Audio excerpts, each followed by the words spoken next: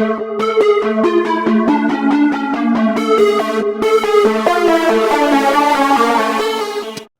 Baseball Hall of Fame, located in Cooperstown, New York, is a hallowed institution that serves as a shrine to the rich history and legends of the sport of baseball. Established in 1936, it was envisioned by Stephen Carlton Clark, who wanted to create a place where the greatest baseball players and contributors could be immortalized and celebrated for their contributions to the game. The Hall of Fame consists of three main components: the museum, the Hall of Fame plaque gallery, and the library and research center. The heart of the Baseball Hall of Fame is its museum, which houses an extensive collection of artifacts, memorabilia, and exhibits spanning the history of baseball. If you enjoy the history of the game, you'll appreciate the museum's in-depth exploration of the sport's evolution from its early origins to the modern era. You'll find everything from vintage uniforms and equipment to interactive displays that allow visitors to immerse themselves in the game's history. Ignore the video I have on the screen right now. I wasn't able to find clips of everything, so I just put this one in, which is an interactive kind of virtual tour of the Hall of Fame by MLB. Arguably the most iconic section of the Hall of Fame is the plaque gallery. It is here that the greatest baseball players, managers, umpires, and executives are enshrined with bronze plaques.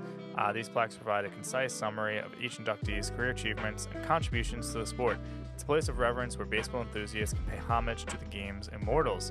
Lastly, the Library and Research Center is particularly intriguing. It's a treasure trove of baseball knowledge, housing an extensive collection of books, photographs, manuscripts, and other materials related to the history of the sport. Whether you're researching a specific player, a historic game, or the broader cultural impact of baseball, this center is an invaluable resource. One of the most compelling aspects of the Baseball Hall of Fame is its process for inducting individuals, which brings us to today. Players become eligible for induction into the Hall of Fame after they have been retired for 5 years.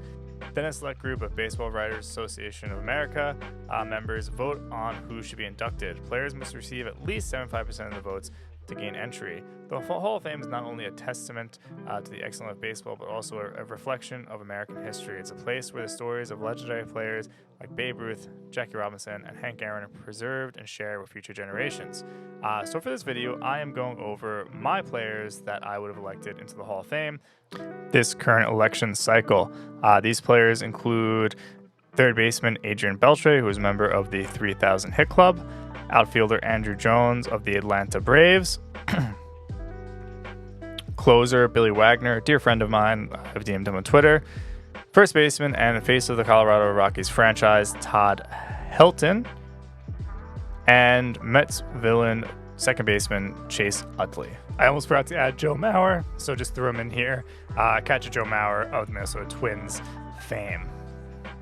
First, I'll start with my dear friend, Billy Wagner. I wrote a blog on why he should be in the Hall of Fame, so I think I will link that in the video. I linked it in the article as well. Check it out to see in detail why I want him above anyone else. As a result of my newfound love for Billy, I've become the biggest proponent of trying to understand why he's not locked to get into the Hall of Fame this year. I would like to put his stats below before I get into the reasoning and compare him to other players. 27.7 WAR, 422 saves, 2.31 career ERA, 0.98 WHIP, 1,196 strikeouts with 11.9 K per 9, 903 innings pitched, 7-time All-Star, 1-time reliever of the year. Knock against him right now is the fact that he does not have a World Series ring, but as we will see with a lot of players on this list, only one does. I understand there are unwritten rules in the voting process for players. I also understand that it is difficult for relievers to get elected, especially in the case of Wagner, where you don't find any of those postseason accolades outside one of his teams winning one NLDS. However, when looking at recent players elected by the BBWAA, there are plenty of examples of players who statistically were at the top of their position but lacked any postseason accolades. These include Larry Walker, Edgar Martinez, Roy Halladay, Jim Thome, and Vladimir Guerrero Sr., as well as Trevor Hoffman, who is considered, outside of Mariano Rivera, to be the greatest reliever in MLB history. I'm not trying to compare him to these players per se, but the idea that you can keep him out for lack of postseason experience goes out the window when you see these players who have already been elected in the past couple of years, as well as some that will be elected this year, 2024. Before I compare him to any other players, I want to point out one of my theories as to why writers might be dragging their feet. Directly behind him in the all-time saves category are two active players, Kenley Jansen and Craig Kimbrell. Both have a real shot at passing Wagner in saves in the next 2 years before they presumably retire. In the eyes of the voters, electing Wagner puts them in a box where they might be pressured to vote for Kimball and Jansen when the time comes. To me, that's fine, and here's why. These might be the last closers ever to come close to 400 saves. The role of a gritty closer who spends their entire career pitching in the same role is becoming a thing of the past. Among active leaders, Aroldis Chapman is in front with 315 saves. His life off the field is enough to justify him not being in the Hall, regardless of the fact that I do not believe he will reach 400. After that, there is no one frankly close to 400, and I do not see anyone in the pipeline. In the new age of analytics, managers are constantly changing what the bullpen looks like. 400 saves will be a number very few, if any, closers reach in this new age of baseball. Now to speak about the players that are close to him statistically. That would be John Franco and Francisco Rodriguez. I will be quick with Rodriguez. His personal issues, to me, stop him from being able to enter the Hall of Fame, especially with one of those incidents happening at the stadium he was playing. If writers are justifying not bringing Wagner in because K-Rod isn't going in, then they need to look in the mirror. John Franco's a little different. He was a great closer and leader, but he was never truly dominant. His K-9 rate is only 7 compared to Wagner's 11.9. Wagner was also able to accomplish his numbers with 300 fewer saves, 300 fewer innings than Franco. I would not be surprised to see Franco elected by the Veterans Committee at one point. However, it is clear Wagner was the more dominant pitcher of the two. That's all I have on Billy Wagner. He deserves to be in the Hall of Fame. Really, this video is just to talk about Billy Wagner, but now we'll get on to the rest of the players. So next is Adrian Beltre. He's the one player on this list that I voted for who I think's kind of a shoo-in. He's going to get in. He'll have over 90% of the vote. And unlike the rest of the players, he really had a long, illustrious career, whereas the rest of the players I voted for, outside of Billy Wagner, who's an exception as a reliever, the rest of the hitters that I voted for all had like 4 or 5 year peaks that I think get him into the Hall of Fame. Beltre, though, his entire career was great. So 5 Gold Gloves, 6 Silver Sluggers, 40th in career WAR, 3rd highest career WAR for a third baseman, 3,166 hits. 2 things that kind of hold him back, and again, baseball is different.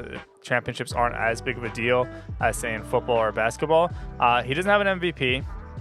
He does not have a World Series. He got second MVP voting in 2004 behind Barry Bonds, so take that as you will. Then he got third in 2012 behind Triple Crown Miguel Cabrera and 10.5 WAR Mike Trout. So arguably 2 of the greatest performances in MLB history. Adrian Beltre was right behind them in that. So Beltre is my shoo-in to get into the Hall. He's going to get in. The rest of these guys are maybes, so let's get into it. The next guy who I think is not a shoo-in to get in, but he should get in this year. If not, he'll get in next year, is catcher Joe Mauer of the Minnesota Twins. He's got an MVP. He doesn't have a World Series, but he has an MVP award, and he was arguably the face of baseball from 2008 to 2010. I also forgot how popular he was before looking into everything for both this video and the blog that I wrote. He's one of the greatest hitting catchers of all time and is surrounded by Hall of Fame members in draw rankings. However, like many players on this list, he's got a peak, and then he falls off. His fall off was due to concussions, which eventually sent him from catcher to first base and then eventually ended his career. But if you look at his 3 prime seasons, I mean, they're not going to get into the Hall of Fame alone, but they were crazy. So 2008, 328 average, 413 on base, 451 slugging, 864 OPS with a 134 OPS plus, 4th in MVP voting, Gold Glove, Silver Slugger. 2009, 365 batting, 444 on base, 587 slugging, 1031 OPS, 171 OPS plus, 1st in MVP, Gold Glove, Silver Slugger. This was in 138 games. 2010, 327, 402, 469, 871, and then a 140 OPS plus. 8th MVP, so a little lower, but again, Gold Glove, Silver Slugger. 2008 and 2009, he won the batting title. His 347 average in 2006 got him his 3rd batting title. It was actually his 1st at the time. He's one of 29 other hitters in MLB history to win the batting title 3 times. All are in the Hall except Miguel Cabrera and Jose Altuve, who will both most likely be Hall of Famers. Jose Altuve, I think, will get in, barring any controversy. And then the 3rd player is Pete Rose, who, for obvious reasons, is not in the Hall of Fame. Concussions, as I said, would eventually lead to Mauer suffering vision problems, which would take him out of the catching position, put him to first base, and eventually end his career. He spent his career with Minnesota, face of the franchise, arguably the greatest player in Twins history. Now I say that, and it's probably not true. but I'll stick with it for now. Harmon Killebrew, I think, is probably above him. But yeah, so Mauer, he's got my vote. Again, if you look at the Jaws ranking, he's 7th all time. He's in between Yogi Berra and Bill Dickey. It goes Johnny Bench, Gary Carter, Pudge Rodriguez, Carlton Fisk, Mike Piazza, Yogi Berra, Joe Mauer, Bill Dickey, Mickey Cochran, Gabby Hartnett, Ted Simmons, all Hall of Famers. And I think Mauer will get in this year. If he doesn't get in this year, it will be next year. Next up is Andruw Jones. Jones, Utley, and Helton all are kind of similar in the sense that they had huge peaks and they kind of fell off. I think Jones, more than anyone, really fell off. He came up when he was 19 years old. He was great till he was 30, though. So that's an 11-year career. And I think when you look at Utley, someone who came up at 26 and kind of fell off, I think he has a more difficult time getting into the Hall. But Jones has his votes have gone up each year, but he still had difficulty. So some 4s for him getting in. 434 career home runs. He's got 10 Gold Gloves, 10 straight Gold Gloves actually. And then his peak 7-year WAR, which puts him in with some of the GOATs in center field, which include Mays, Cobb, Speaker, Mantle, DiMaggio, Snyder, and Trout. So again, I go back and forth. We now live in a world where guys just don't play for 20 years. So you almost have to look at their peak years and kind of compare it to some of these old-time players and take their peak years, and Jones is right there with, I mean, if you don't recognize those names, then you don't follow baseball. Some of the reasons for him not getting in, he did have a huge drop-off. He doesn't have MVP awards. He has no World Series. He only hit over 280 once in his career, which I thought was insane, and it was, what year? 2000, he hit 303. Every other year, he hit below 280. His drop-off came in 2007 when he was 30 years old. He batted 222. He kind of lost his pop. He had 26 home runs that year. After that, he never went over 20 again. That was also his last year with Atlanta, being 2007, before he moved to the Dodgers, then Texas, then Chicago, then the Yankees. So he kind of jumped around. He did not win any Gold Gloves after that as well. Other knock on him, he struck out a lot. So he struck out 1,748 times in his career, compared that to 891 walks. So struck out a lot, but all-time fielder, and his peak is compared to some of the greats. So I voted for Andruw Jones this year. My next player is Chase Utley, and unlike Jones, Utley did not become a starter until he was 26 years old, coming out pretty hot that year, getting 13th in the MVP voting, and helping to form not a dynasty, but a pretty strong Phillies team that would be consistently in the playoffs and World Series for the next 5 years. Couple of the reasons for Utley, he had a huge peak. So he averaged 7.9 WAR from 2005 to 2009. He did win a World Series, so he's actually the only player on this list who has won a World Series. All these other players who I voted for this year, quote unquote voted for, did not win a World Series. I think that's important to note. He doesn't have an MVP, but that playoff pedigree that these other players do not have, Utley does bring. When you look at Jaws, he ranks favorably. He's around like 15th in second base when you take that Jaws into account. So again, Jaws is taking peak years and compare it to Hall of Famers. So that actually helps Utley's case. Negatives: he doesn't have an MVP. Injury has kind of derailed his career. He, again, not becoming a starter until 26. I don't think they'll hold that against him, but it just hurts him in terms of counting numbers. So he was a late bloomer. Whereas Jones started when he was 19, he was able to build up like the 434 home runs for instance. Utley was not able to do that. Also, he murdered Ruben Tejada, so that's gonna knock against him. I'm voting for him. When I think like best second basemen of my lifetime that I watched like consistently, Chase Utley and Dustin Pedroia are those guys. I hope Dustin Pedroia gets in. He probably won't, but I hope he does. Finally, the last player is Todd Helton, who I kind of forgot how great he was.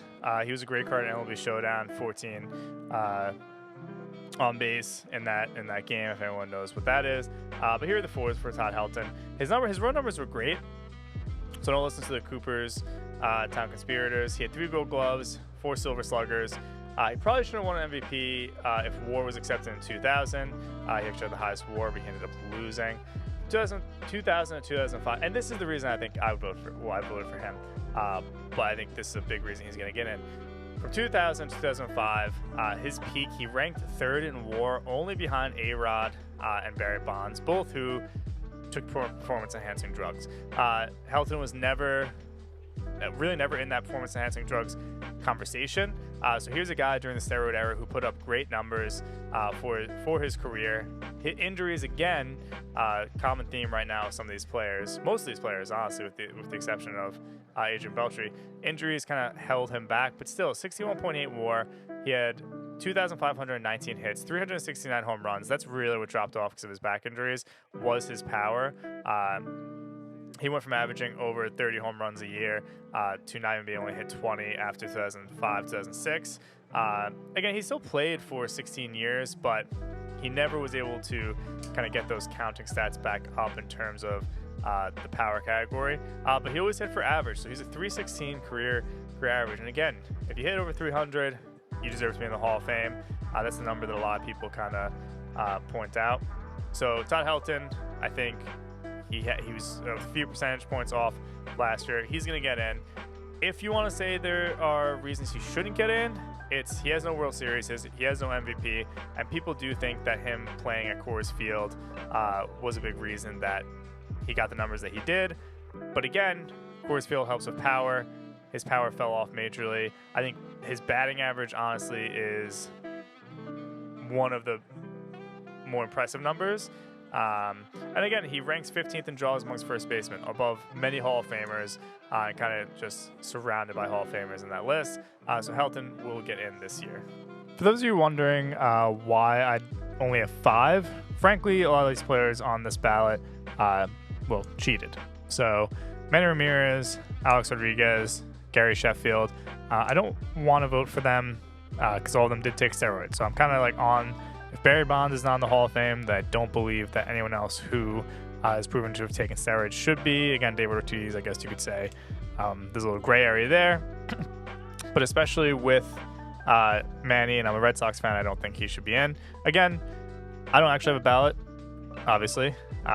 So this ballot is fake. I just took it off of Twitter. Well, it's not fake. This is the one that they put up on all of Ryan Thibodeau's tweets. But again, I didn't feel comfortable putting Carlos Beltre in either because he was part of the cheating scandal with the Houston Astros. He's going to get in, I think. I don't really have a doubt about that, but I didn't feel comfortable voting for him this year. And that's it.